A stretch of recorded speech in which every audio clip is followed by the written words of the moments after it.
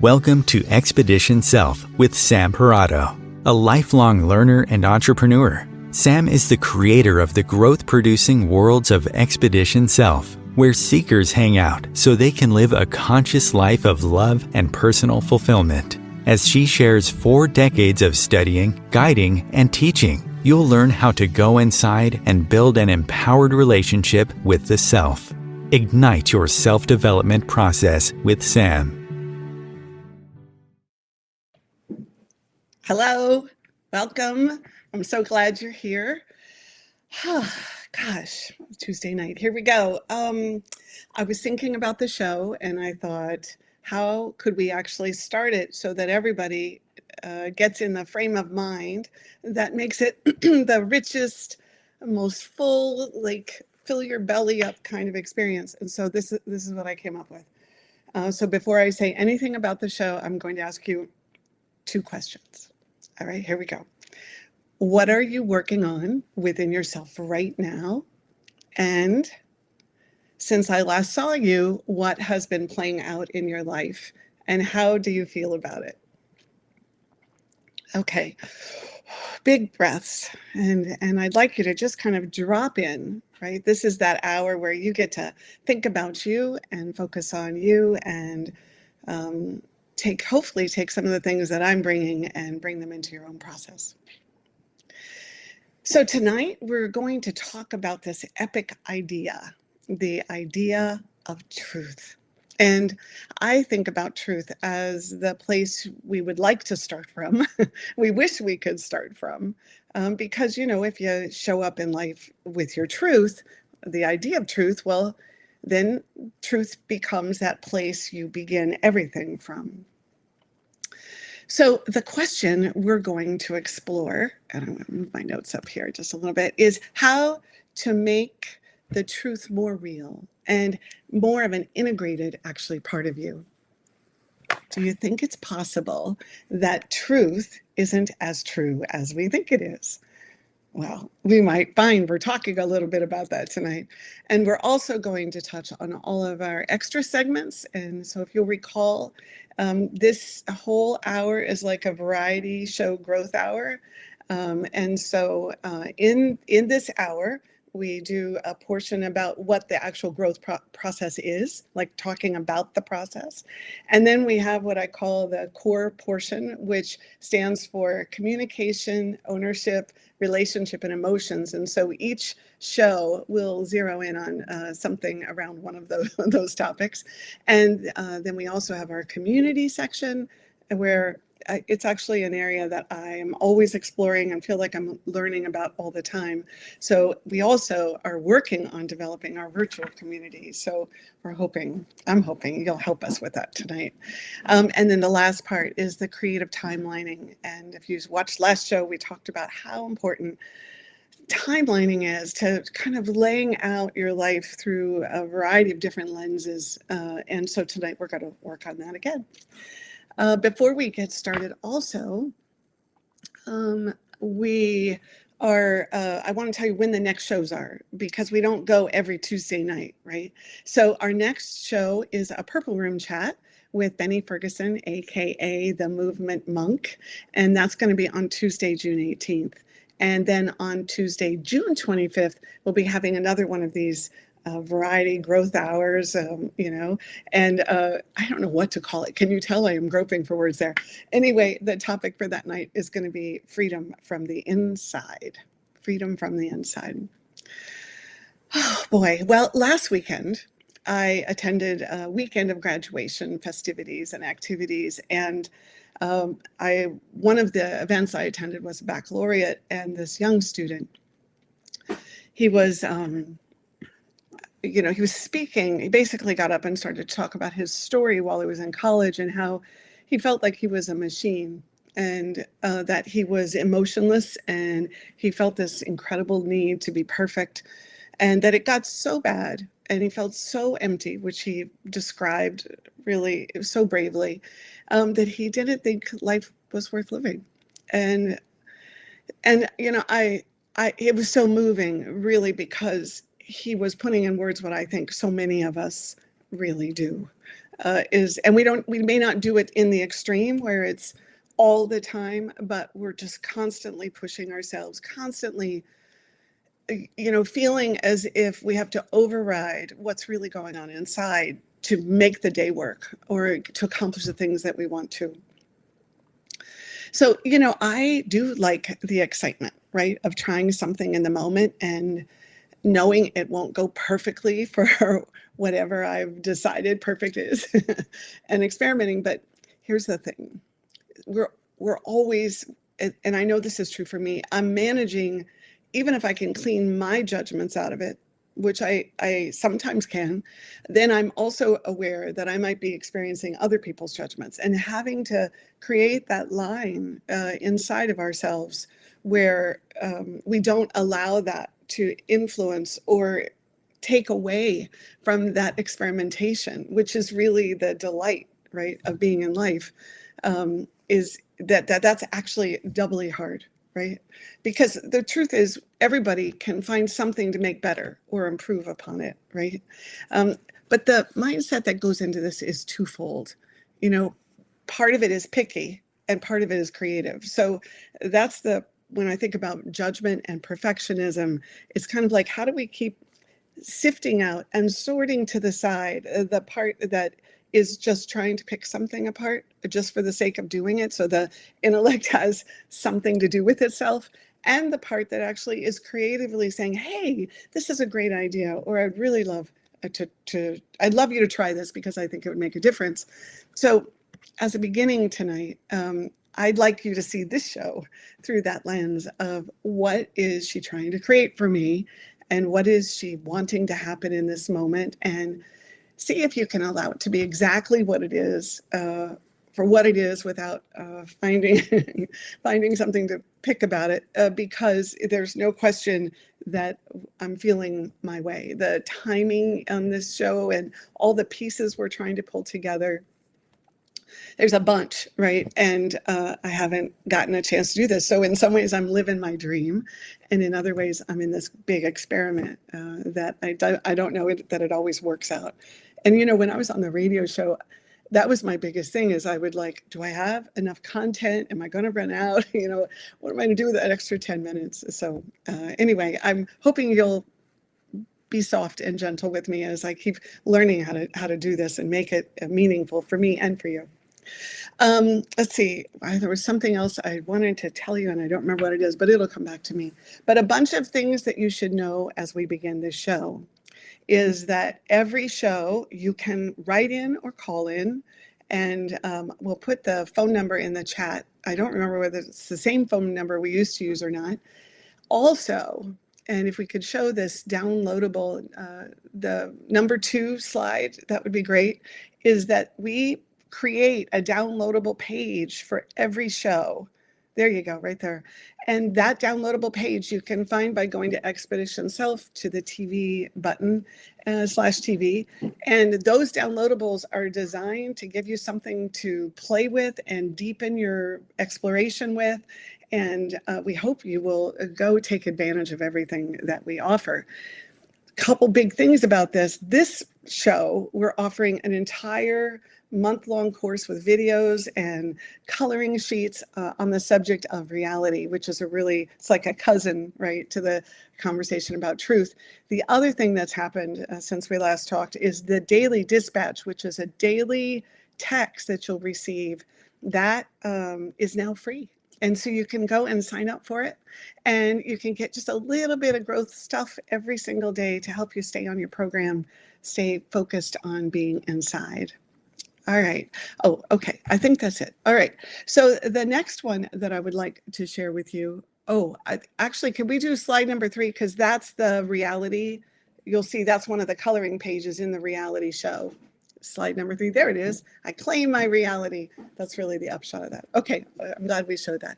So the next slide is really somebody I found on Instagram, and I do love social media. This gentleman's name is Joey Starr, and he is a 5th grade teacher by day and a photographer by night. And this post, which we'd hoped to be able to actually run it like we had kind of challenged last time, we had our new challenges this time. But this particular post, if you go check him out, is all about the idea that life will keep serving up your experiences over and over and over until you actually learn something about them. You learn to think differently, or you learn to relate to them differently, or you understand them in a new context. And I just really loved it, because then they end with this idea that if you keep bringing the same thinking, the same attention to everything, then you're pretty much inviting life to keep giving you the exact same experience over and over. And I just thought that was such a poignant, right, growth idea, I mean, it fits to me as I think about all the things that I've done in life. So okay, let's see, where are we? Oh, yes. All right. We are in the next segment, which is the next video, the next slide, which says growth process. Oop, there we go. What you're looking at here is our worlds. And we haven't really talked about them at any length, but they're the background of the words, the growth process. And so this is one of our segments that we wanted to talk just a little bit about. So this time I created a list of the top 15 fundamentals of growth work. And I think that we can go to the next slide there. There we go. All right. So I'm just going to talk through them with you. All right. The most important one, keep the flashlight on yourself, right? On yourself, right? And we're going to come back and talk about that in a second. The other one is be unconcluded, which so works with this idea that when we have truth, we think we're right about it. We think we're sure about it, right? And so being unconcluded, when we're saying it's a fundamental, we're going to see some play in there when we talk about truth just a little bit. I think we have some people. I love the daily dispatches. All right, great. That's awesome, Stephanie. Oh, I have somebody else who mentioned the daily dispatches. Oh, that's cool. People are liking them. All right, number 3, know the difference between a thought and a feeling. A thought can be anything, right? Any fact, any idea. But a feeling does not start with, I feel that. It's, I actually feel, and the emotion or the experience, right? Seek the deepest experiential connection with the self. That is a practice, isn't it? Whether you work through the emotions or whether you work through the body, you're always looking for what can I feel most deeply in myself. All right, this one, speak in I. I know that probably seems so incredibly simple, but when you say I think and I feel, which we talked about at the last show, you stake a claim in that moment. And that claim also has you own what's going to come out of your mouth next. And for a lot of us, that's the first place we give our power away. That's the first place we kind of lose just a piece of it. Avoid ping pong communication. Well, we're going to talk about that next. I'm going to leave that for the next segment, the core group. Get in the other's world.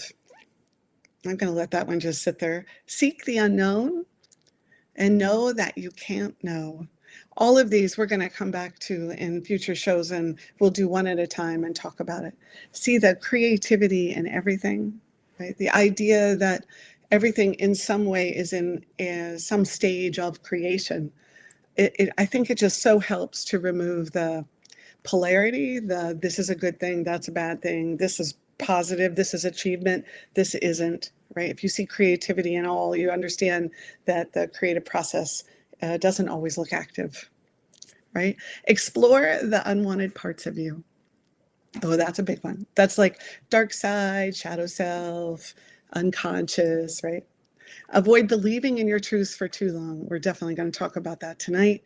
Find compassion and empathy within, and avoid pleasing as a way to get loved. All right, so I just want to spend a few more minutes on this flashlight on the self. You know, I played with this all day long today to see what it looked like, and I ended up at one point deciding that putting it and looking at it was not really great for my eyes.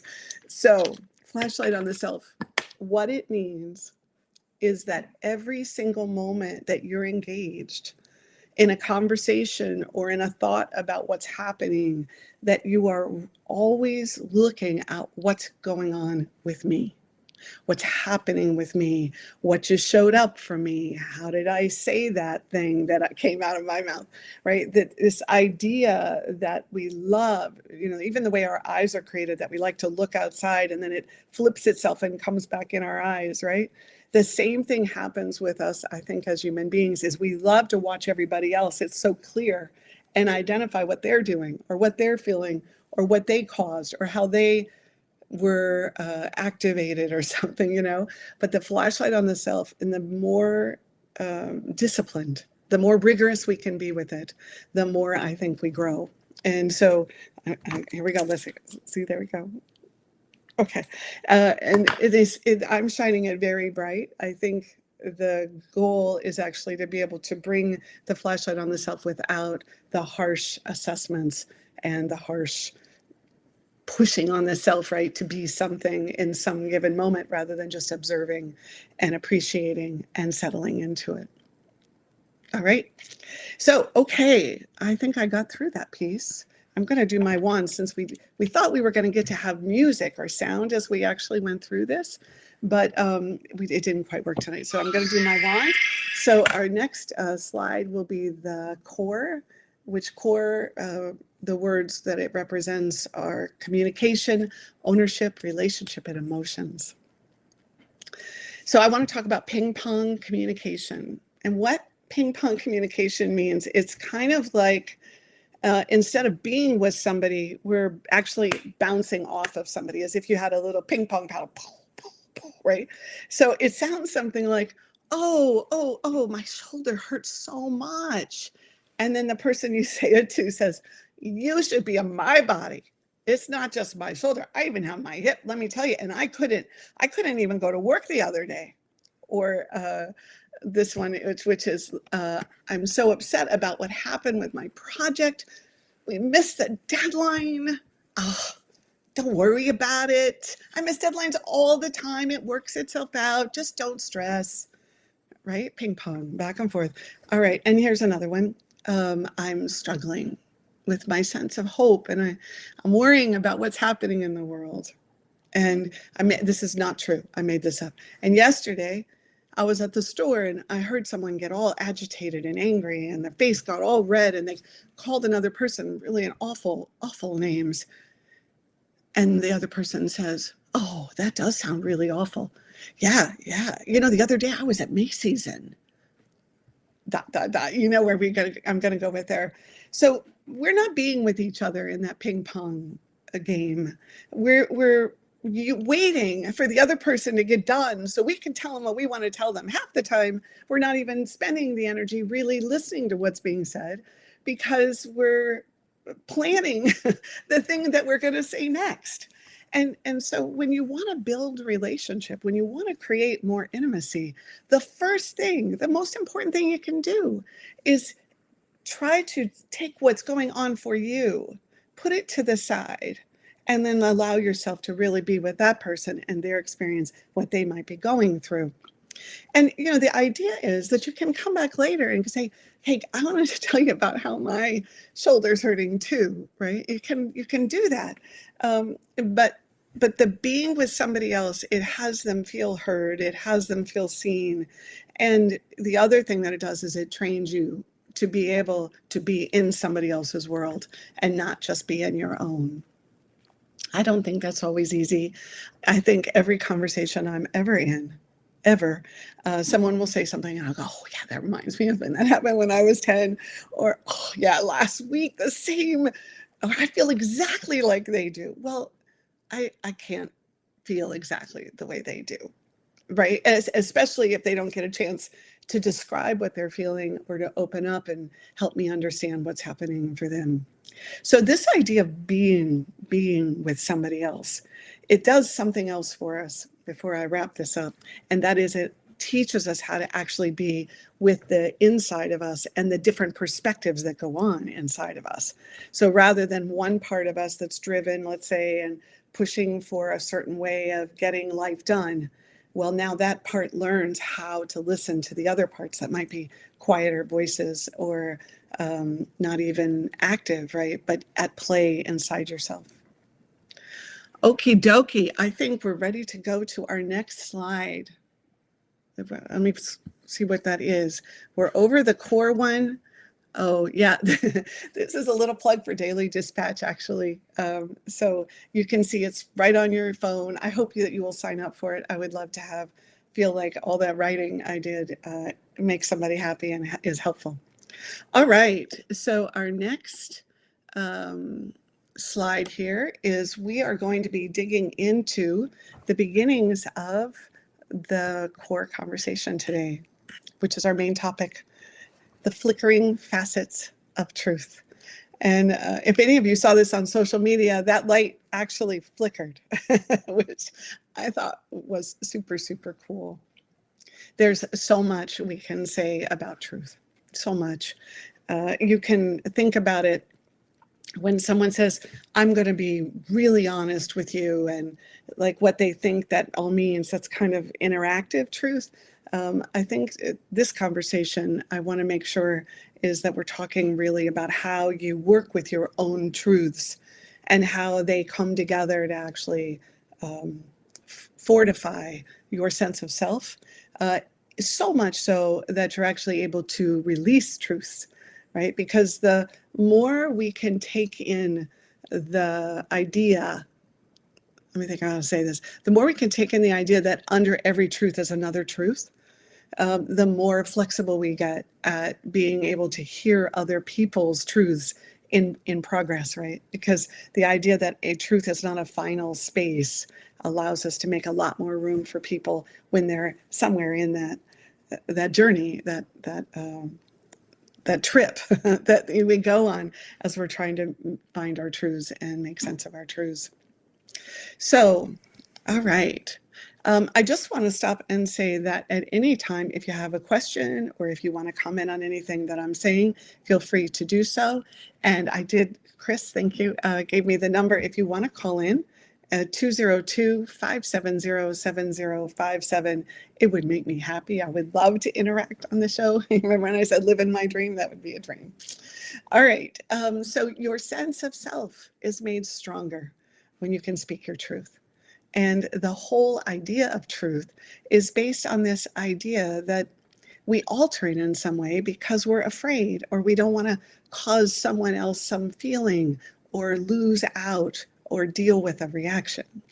So a lot of times we hide our truth and we hide our truth from ourselves. And maybe we don't even know what truth is supposed to feel like sometimes. And when we grab onto truth, we likely will hold on to it because it feels really good to have surety and security inside of ourselves.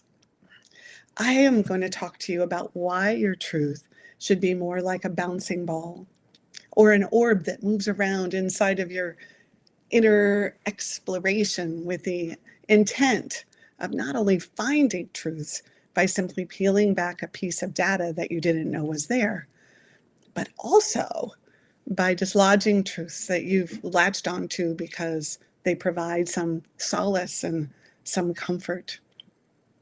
Truth is the expression of your heart, of your knowing, and of the things that you identify your life with.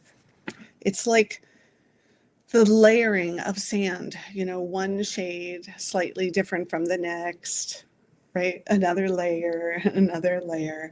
And your connection to it is defined by how much time you spend examining it.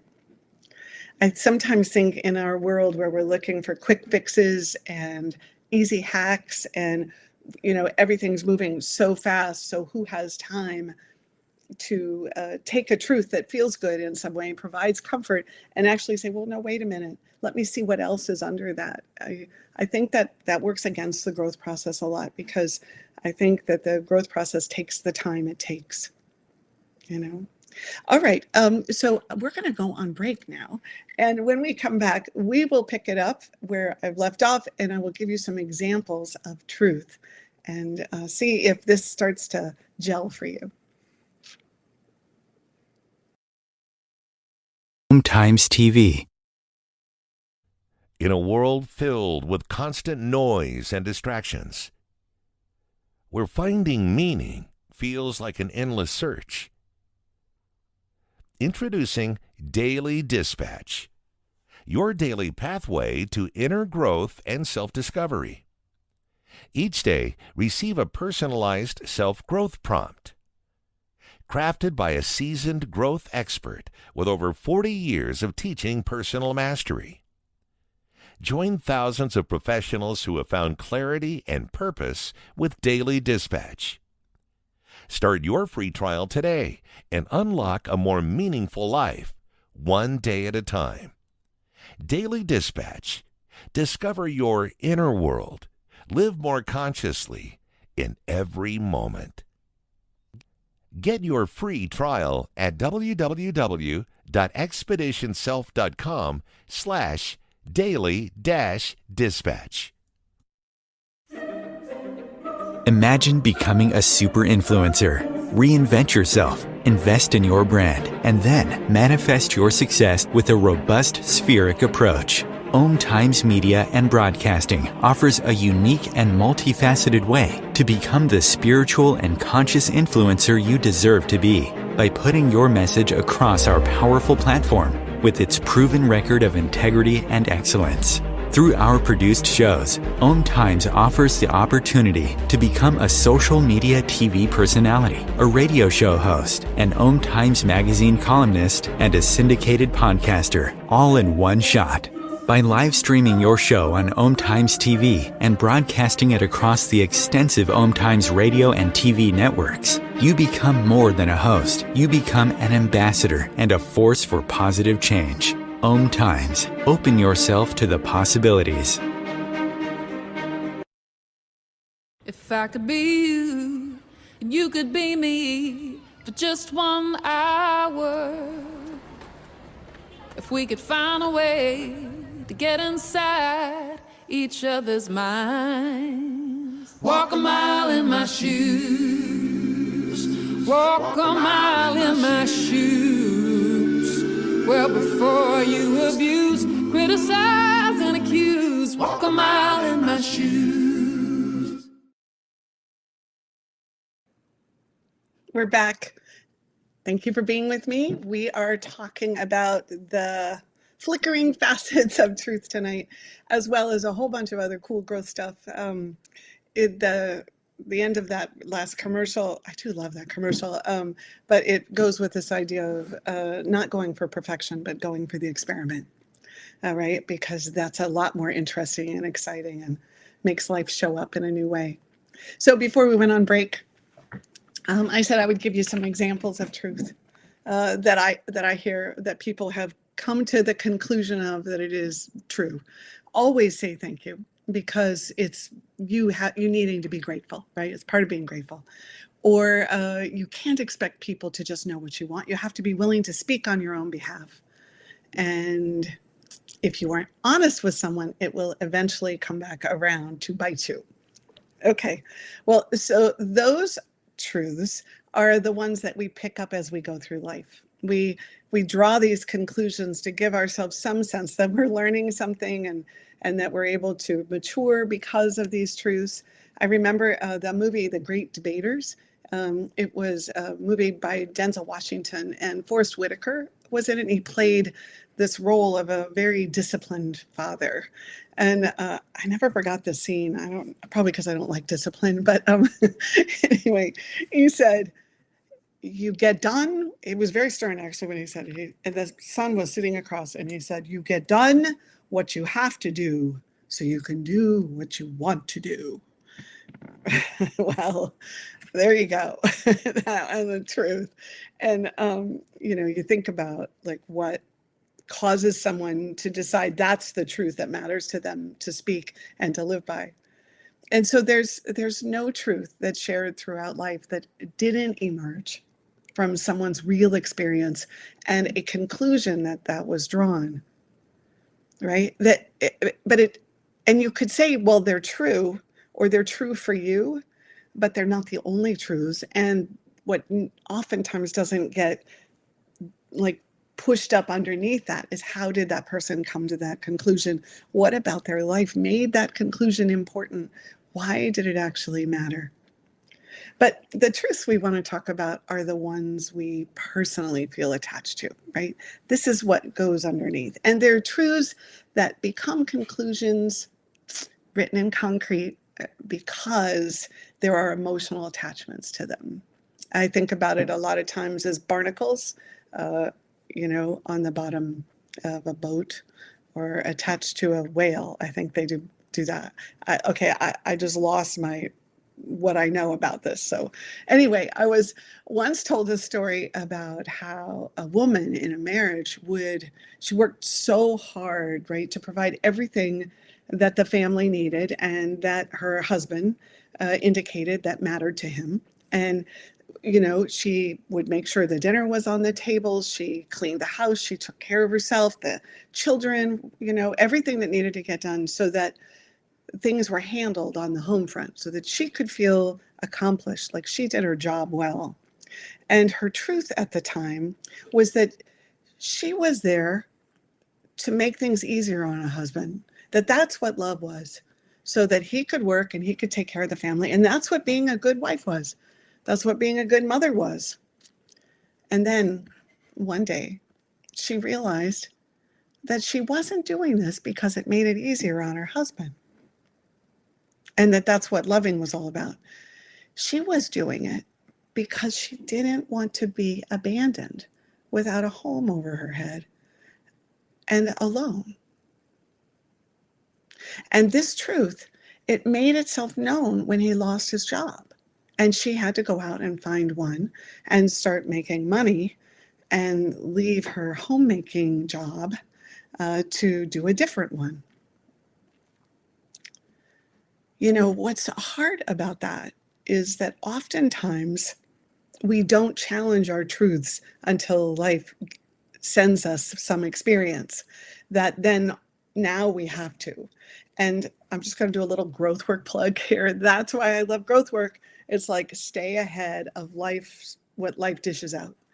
But I think what's important about this story is that we tell ourselves a whole bunch of truths to justify and rationalize and support the life that we lead or the choices that we make. And these truths, they don't get unseated unless life changes, which it always does. Or we go into our psyches and start looking for truths and questioning them. And so, as I said, this is one of the primary activities of growth work, which is the intention of finding truths and then exploring their origin and the way they are employed in our everyday life, right? So think of it as kind of meta process, or this thing that's running parallel to the doing of life, the getting up, the brushing your teeth, the getting dressed, the making the bed, is that while that's going on, you're thinking about, who am I? What is it that I'm landing in today? What is it that my life, I asked you the question, right? What's going on in your life? How is my life pushing against truths that I thought I already had, right? Like I know a number of people that they believe that if you work hard, that will get you success. I don't know about that truth. I know people that don't necessarily work so hard, and I'm thinking that they are also successful. All right, so let's see. So the reason that it's important to realize that truths are fallible is because when you think about how your truths were formed, they came to be known to you out of experiences and interactions where you were very likely, you could have, I guess, been disassociated from your feelings completely, or you didn't really process it like to its end, or you might have been numbed out since and you don't want to see a deeper truth, or you left, right, with some specific interpretation that served your needs and you have no desire to disrupt your conclusion. Okay, did you catch all that? Like, that's everything that's going on when you're having experiences that you're now walking through life with these truths. All that's going on. What's the likelihood that that's the be all end all, whatever truth you came out of it with? The other thing I'm just going to add in here is that a lot of times when we hold on to something really tightly, it's usually because there is some emotional piece that really didn't get worked out, and it's having an impact and making you like attach so much, right? Because you're not going to let it go, because to let it go would open up whatever that emotional experience was that you don't want to have happen again. So truths are conclusions that are like flashing and glowing neon signs to deeper truths. All you have to do is look. You know, last week when I had Alex on the show, and he talked about the sentence we used to work with in the Purple Room, which is that sentence of what's really going on. Well, that question is the same question we might apply, right, when seeking deeper truth. And we can add questions like, why did I conclude this? And what was happening at that time that maybe I didn't see? And what about the truth I believe is limiting how I see my life now? And truth, it has a feeling in the body, right? Many of your truths don't feel like sensory discoveries, though, because they were formed as you were forming. So you just walk with them. They're just part of your bones and your muscle, right? So when you're engaged in growth work, something can happen with your relationship with the truth. You can begin to feel its energy. When you stumble upon it, it can flood your system with tingles and a sense of energy moving throughout your system, and your breath may release, the tension in your chest may give way. You know, when I stumble on a new truth, it produces a feeling of like mini euphoria. Like my heart opens and my mind feels this effervescence, you know, like an Alka-Seltzer pill dissolving in water. It sounds like, oh, I thought I was doing this because of the reason, but I realized I was doing it for that one. Right? There it is, like the aha of it. So these truths I'm talking about at the root of who you are the truths that you run your life from. And they explain every single action you take, every decision, every choice you make. Your investment in seeing these truths and conclusions is an investment in bringing more of you to your life. Every truth has another truth that it's rooted in, and they're incongruous oftentimes. And what I mean by that is that they don't naturally flow in a logical way. I'm going to give you an example.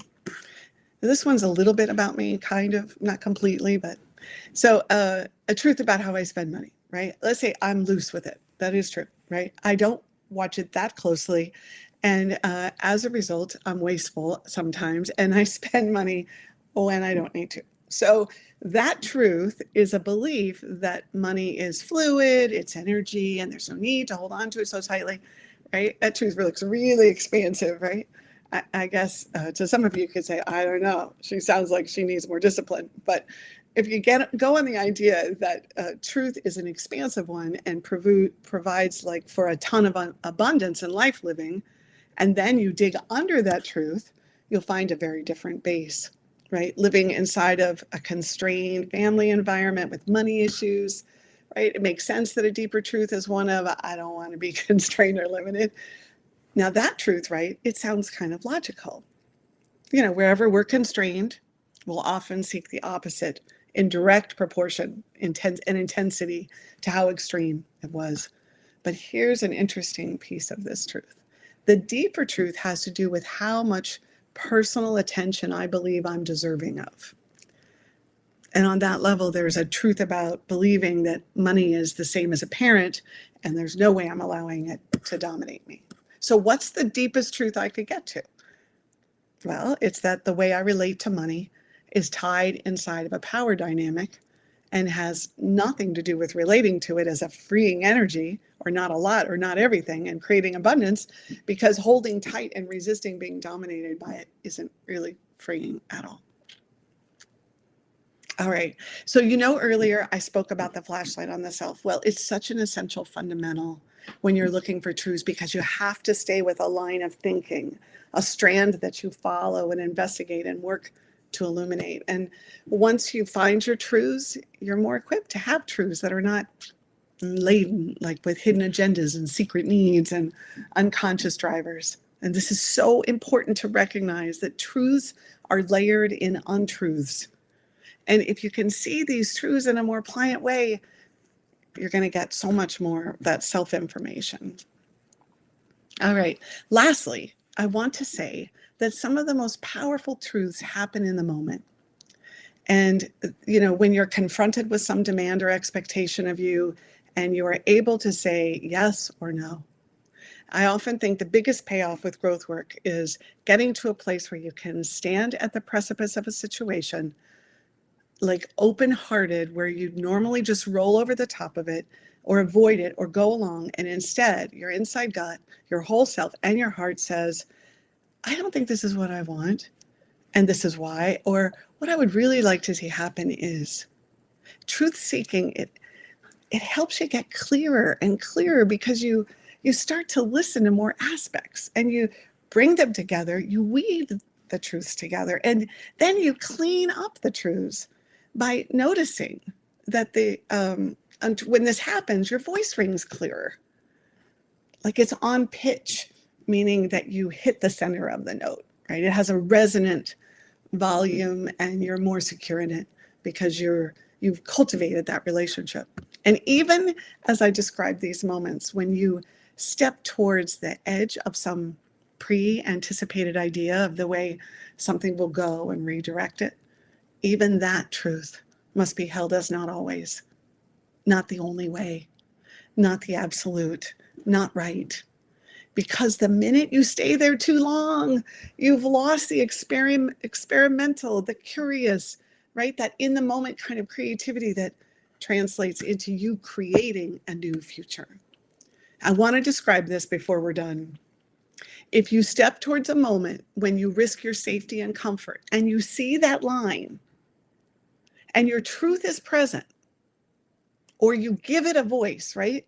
You might speak it, you might act on it, but you at least acknowledge it to yourself. You are creating an original moment, a non-habitual spot for you to move towards. This is the epitome of your power to create. And this is going to have all your cells firing because it's in that moment, in this moment, that you are most alive. So this is why you have to let go of the strength of this feeling, right? Of, oh, I found a truth and it's mine and I'm never letting it go after you have it, because if you hold on to it, then you are moving away from that creative force that you are. And soon you'll forget that the point was to be on that growing edge by taking the risk of sharing a new truth, an unexplored truth, a truth that you didn't see coming, and watching it then make its way into your life. All right. On that note, I'm going to close out this section. And remember, I told you I was working on timing. I decided tonight that I was going to make sure I talked about what I wanted to talk about and see where I ended up time-wise. So I did actually go longer than I would have liked to have gone. So I'm working on it here. So the next section is community. If we could have that slide up just for a second. There we go. Community. So Expedition Self is a community.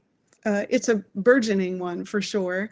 And it's the reason that we created the virtual community is because we understand, and I certainly have seen this, that when people get together and support each other in growing and looking inside and really standing for this idea that we can transform together, it makes a big difference. I will say I'm going to find things for the show along the way that are all about community, because I don't think it's gone always easily for me, and I don't know that it goes easily for everyone else either. And of course, when you talk about all the different kinds of communities, whether it's a family or it's a social group or it's church or it's your job, there's a community there. Really, we come back to that the qualitative elements of being in a community are make a lot of difference for how life goes for us. So this, I'm just going to do a short little plug here. Last show, we talked about Armenta. If you could show that slide of Armenta just now. We talked about Armenta and who she was, and that she lives in Tucson and she has a family. If you could show that slide. There we go. And we also just want to give you a little vision of where she lives. If we could show that slide.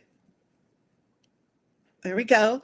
It's a delightful, amazing again, created by our resident artist, Mandy Extraordinaire. And if we could just sit here for just 1 minute, here's what's going on. We need help. We need help. So we created this questionnaire, and we would really appreciate it if you would help us.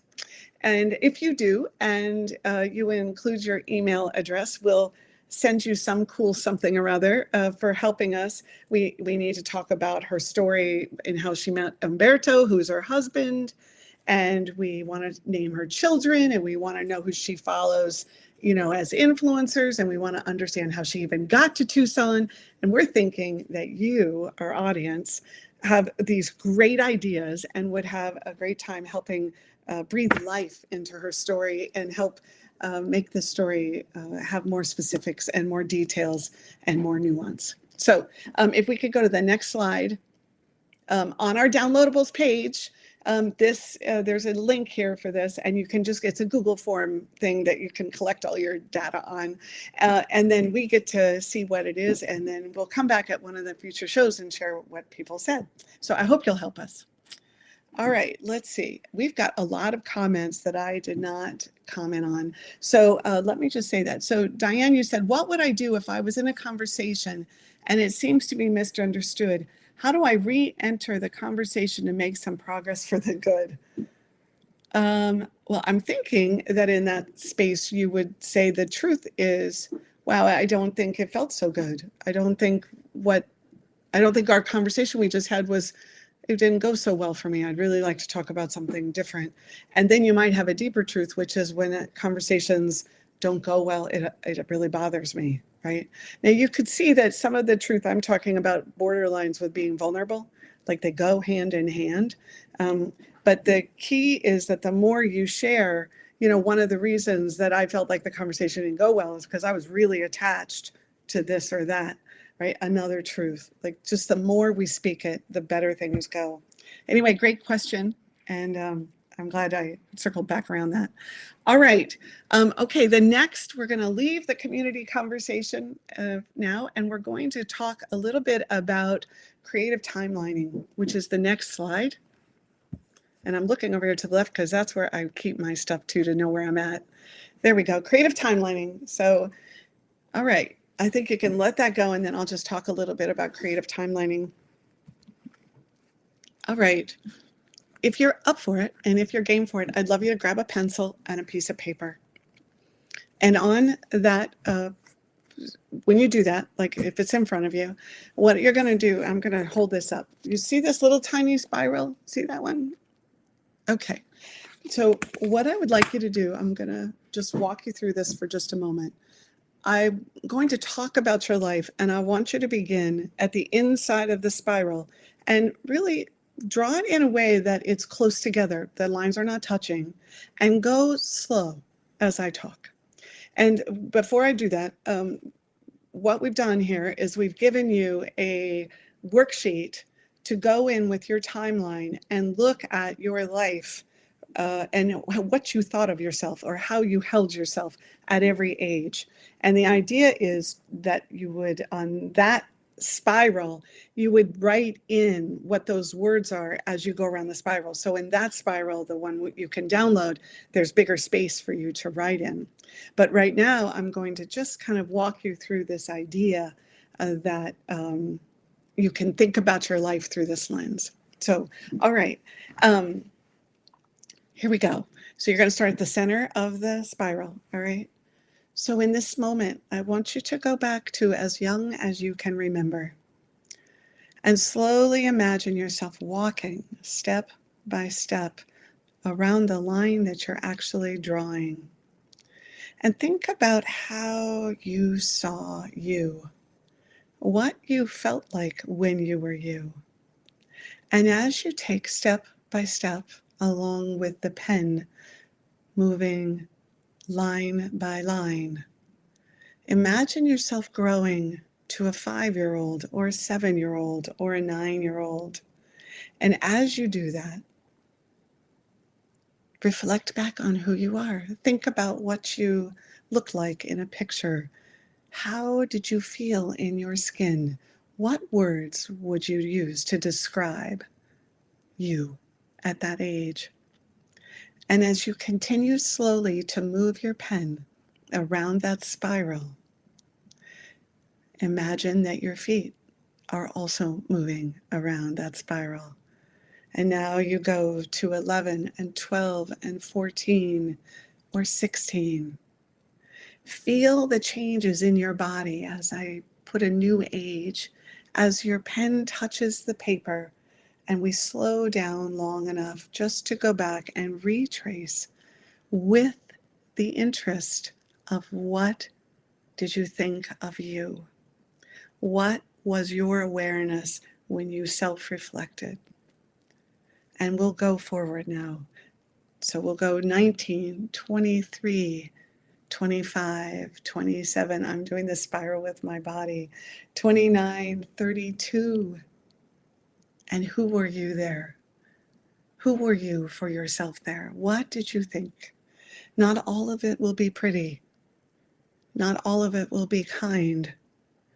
But that's the thing about creative timelining, is we get to be honest with ourselves, right? And you think about, what are the words that you might use to describe you at that age? All right. And then we're going to go around a little further and a little further and a little further. So now you're coming into your 30s, depending on how old you are now, your 40s, 45, 48, 53, 68, right? Bring yourself all the way forward through the drawing of the spiral. And as you do, give yourself the room, give yourself the place to know that you can return to this spot when you're doing the activity on your own. And you can fill each word in as you go through the spiral. All right. So what happens with creative timelining is you get visually creative and you look through a certain window or a certain lens. So this lens that we're doing along with this spiral is the lens of how you saw yourself. And when you do this, if you'll take the time, it's probably a 30-minute activity. You can print the pages out. You can make the spiral big or little. When you take the time to do this, what you're doing is you're celebrating the experience, even if it wasn't positive, that you had it, that you see it. You're also starting, when you get to do timeline, you start to put the pattern together. You get to see the changes as they were made. Right? And so in the context of those changes, it gives you a place to just ponder life and ponder you inside of that life. So I hope that you will actually take the time to do this activity because I just think it is so enriching. And every time I do them, I'm shocked and I'm in awe, and it causes me to feel things, and I find myself appreciating, right? Just appreciating the depth of my life moments. And also potentially I can feel for myself. I can feel bad for myself, or I can celebrate myself, right? So I hope that you will do this. All right. On that note, we are coming to the end of the hour. I just really want to say thank you for helping me live my dream to share growth work on this platform, in this context. And I hope that you will find yourself wanting to engage with all of the things that we provide for you. And also, if you would like to write me at hello@expeditionself.com, I would love to hear from you. And our next shows, I think I said the 18th and the, oh boy, I think it's the 24th or something. Yeah, I think it's the 24th. Anyway, I hope we see you at the next shows. And I will wish you a flashlight on the self in life. Right, there we go. Flashlight on the self. And that you open to the magic of all that undiscovered, yet to be noticed and dialogued with inner self. So have a wonderful, wonderful end of May, and I'll see you in June.